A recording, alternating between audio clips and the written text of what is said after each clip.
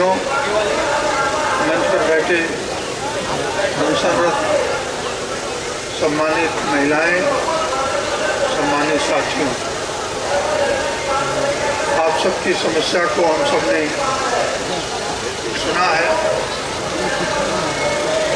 और आप सब अपनी मांगों को लेकर यहाँ जंतर मंतर रोक पर समर्थन को धरना दे रहे हैं। मेरे प्रदेश से भी और मेरे जनपद से भी लोग बड़ी संख्या में आए हुए हैं। मैं आरसीएम के विषय में अच्छी प्रकार से जानता हूँ। कई मेरे साथी, कई मेरे कार्यकर्ता इसमें लगे हुए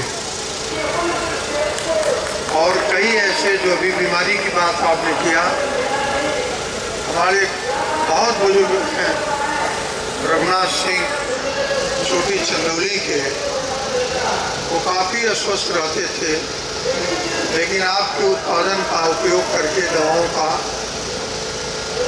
वो काफ़ी स्वस्थ हुए। आज के 15-20 दिन पहले मेरे यहाँ 70 वर्ष की उम्र से मैं वो मोटरसाइकिल बैठना है, तो मैंने पूछा मास्टर साहब ये दवा में आपका स्वास्थ्य कैसे ठीक हुआ? तो उनके साथ आरसीएम के कार्यकर्ता रहे, तो नाम भी बताता हूँ। मैं बहुत लंबा चौड़ा आपके बीच में कहना नहीं चाहता हूँ कि राजनीति में बहुत राजनीतिक मूल्यों के गिरावट है, चरित्रों की गिरावट है। मैं उन लड़कों से पूछा, उन्होंने कहा नहीं ये लड़के हमें दिए, हमको प्रोत्साहित किए, मैं आरसीएम का उपभोक्ता हूँ, उससे सामान लेता हूँ। तो इस प्रकार से साथियों मैं जानता हूँ और लाखों नहीं करोड़ों लोग इस कार्यक्रम में लगे हुए हैं। लाख करोड़ों लोग। एक तरफ सरकार रोजगार नहीं दे सकती है और काफी संख्या में रोजगार उपलब्ध हो रहा है। उपभोक्ताओं को आप उनकी आवश्यकता के अनुसार उनकी वस्तुओं को उनके सरल और सस्ते ढंग पर उनके पास आप पहुंचा देने का काम करते हो, सुविधा रूप से। ये जनता को भी लाभ मिलता है और उसमें लगे आप लोगों को भी रोजगार उपलब्ध होते हैं। ये समस्या आपकी है, गंभीर है।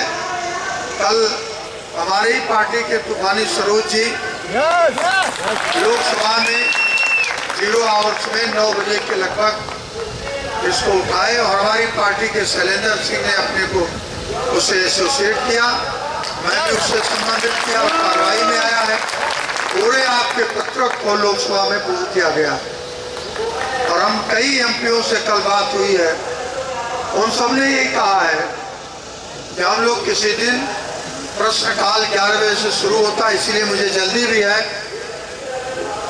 कि प्रश्नकाल में आपका सवाल उठाया जाए। कल छुट्टी है, लोकसभा प्रश्नकाल में सवाल उठाने का हम लोग प्रयास करेंगे और चाहेंगे कि प्रश्नकाल स्थगित होकर आपकी समस्या को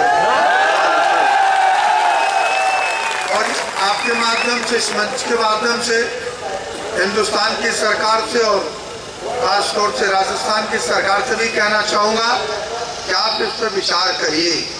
जो चिटफंड कंपनियां हैं वो खुलेआम लूट के चली गई और जो लोग जनता को लाभ पहुंचा रहे हैं, उनकी सुविधा का ध्यान, उनको अच्छे सामान पहुंचा रहे हैं, तो उन पर आप पाबंद लगा रहे हो। ये दोहरा चरित्र आपका अच्छा नहीं लगता है। इसलिए आपसे कहना चाहूँगा सरकारों से इस पर विचार करिए और ठीक कहा आपके केरल ने कुछ कानून कायदा बनाया है, आप उसके अनुसार पालन करिए और ऐसी कंपनी जो जनता के हित का ध्यान रख करके अपने उत्पादन को गुणवत्ता युक्त जनता को सीधे उपभोक्ताओं तक पहुंचाने का काम कर रही है। आप जैसे नौजवानों के बदौलत आपको रोजगार मुहैया कराकर, तो इसमें मैं नहीं समझता हूँ कि कोई बहुत बड़ी परेशानी या कोई बहुत बड़ा धोखाधड़ी हो रही। खुलेआम कंपनी का है कि आप सामान लेते हैं, हम सामान लेते हैं, उसका पेमेंट करते हैं। इसमें क्या दिक्कत हो रही है? अगर कंपनी का उत्पादन खराब है तो उसकी आप जांच करते हो, वो आपके पहले जांच के मानक के यंत्र बने हुए वो करो, लेकिन पूरे उत्पादन को, उसके डिपो को सील कर देना, ये कहीं से उचित नहीं है। मैं आप सबकी भावनाओं को मैं लोकसभा में कल भी रखा है, हम सब ने आगे भी रखेंगे। और इस बार हम लोग कई एमपी जब लौट रहे थे लोकसभा से तो सबने ये बात किया, राजस्थान के को एमपी उन्होंने भी कहा कि हम लोग सामूहिक रूप से एक दिन हंगामा ही होगा लोकसभा में, कोई बात नहीं। लेकिन आपके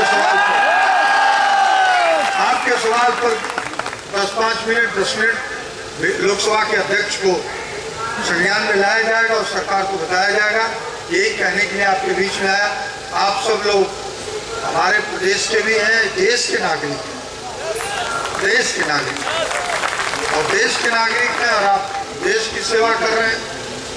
मैं आप सबका धन्यवाद भी देता हूं कि आप सबने मुझे बुलाया। कई हमारे क्षेत्र के लोग परिचित हैं, हमारे यहाँ आवास पर कुछ लोग रुके भी थे रात को, आज आ गए। मैंने कहा बिल्कुल निश्चित तौर से आपके पास मैं आऊँगा। मैं अब जाना चाहूँगा। इन्हीं बातों के साथ आप सबको कोट धन्यवाद देता हूँ। आप अपने कार्यक्रम को चलाइए। आपकी आवाज़ हिंदुस्तान में नहीं दबेगी। एक जनप्रतिनिधि के नाते और एक देश के नागरिक के नाते आपके सामने ये बात कहता हूँ कि आप सबकी भावना देश की संसद में जरूर जाने का, पहुँचाने का काम हम सब लोग करेंगे। आप सबका बहुत बहुत धन्यवाद। आप सबको कोट नमन करता हूँ, प्रणाम करता हूँ। बहुत बहुत धन्यवाद।